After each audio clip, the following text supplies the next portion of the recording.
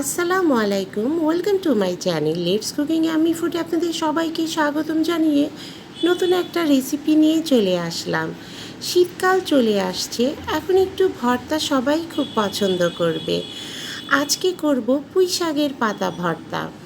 এত টেস্টি একটা ভর্তা একবার না করলে বুঝতেই পারবেন না, আর ভর্তার টেস্টও মিস করবেন। বাজার থেকে আমরা পুঁই শাক কিনে আনি আর পুঁই শাকের নানা রেসিপি করি। কয়েকটা পুঁই শাকের পাতা দিয়ে এত টেস্টি একটা ভর্তা হয়, আপনারা একবার তৈরি না করে খেলে বুঝতেই পারবেন না। তো চলুন দেখে নেওয়া যাক পুরো রেসিপিটা। আর বন্ধুদের কাছে বিশেষ অনুরোধ থাকবে, অবশ্যই একটি লাইক দিয়ে পুরো রেসিপিটাতে আশা করছি সবাই সাথেই থাকবেন।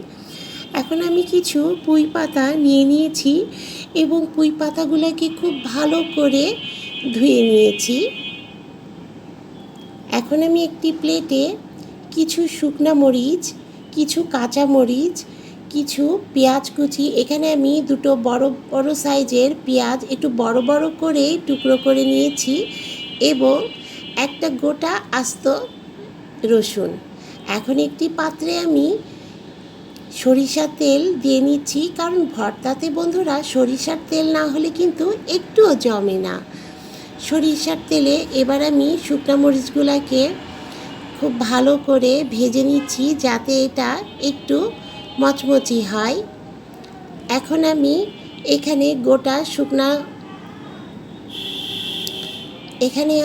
রসুন, কাঁচামরিচ এবং পেঁয়াজগুলোকে অ্যাড করে দিলাম এবং এগুলাকে দিয়ে একটু হালকা করে বন্ধুরা ভেজে নিতে হবে। এটাকে কিন্তু লাল লাল করে ভেজে নেওয়ার কোনো দরকার নেই। আর ভিডিওটা যারা নতুন দেখছেন তারা অবশ্যই কিন্তু সাবস্ক্রাইব করে পাশের বেল আইকনটি প্রেস করে দিবেন।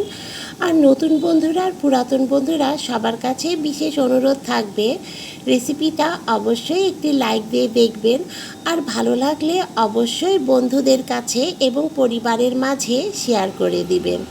তো দেখুন বন্ধুরা, পেঁয়াজগুলো আমার ভাজা হয়ে গিয়েছে, এখন আমি তুলে নিয়েছি।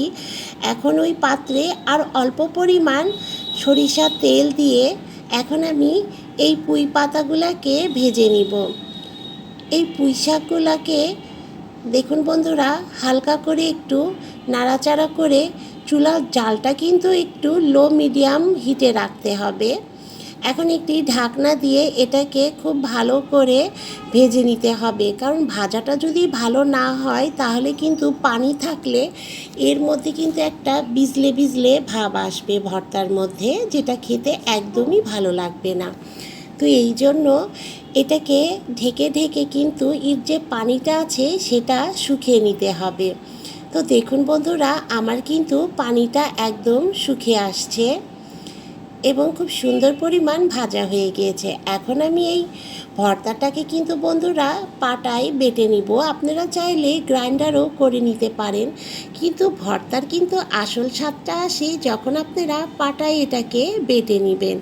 তো আমি ফার্স্টে শুকনা মরিচগুলোকে বেটে নিয়ে এখন আমি এখানে পেঁয়াজ, রসুন এবং কাঁচামরিচগুলোকেও বেটে নিব এবং বেটে নেওয়ার সময় কিন্তু আমি সামান্য পরিমাণ লবণ অ্যাড করে দিয়েছিলাম। পরে কিন্তু আমার এই লবণ কিন্তু আর লাগে না, আপনারা কিন্তু টেস্ট অনুযায়ী লবণটাকে অ্যাড করে নেবেন। তো দেখুন বন্ধুরা, পুঁই পাতাটাকেও বেটে নিয়ে সমস্ত কিছু আমি একসাথে এভাবে মেখে নিচ্ছি। ভর্তাটা বন্ধুরা গরম ভাতের সাথে খেতে এতটাই টেস্টি, এতটাই মজা, আপনাদের কাছে বিশেষ অনুরোধ করব সবাই একবার হলো এই পুঁই পাতাটা ভর্তা করে খেয়ে দেখবেন। অসম্ভব মজার একটি রেসিপি।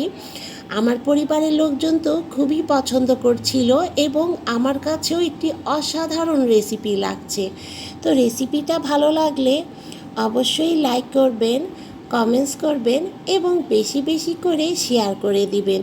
এবং বন্ধুরা কিন্তু কমেন্টস করে জানাতে ভুলবেন না কার কাছে এই পাতা ভর্তাটা খেতে কেমন লেগেছে। তো আজকের মতো এই পর্যায়েই, আল্লাহ হাফেজ।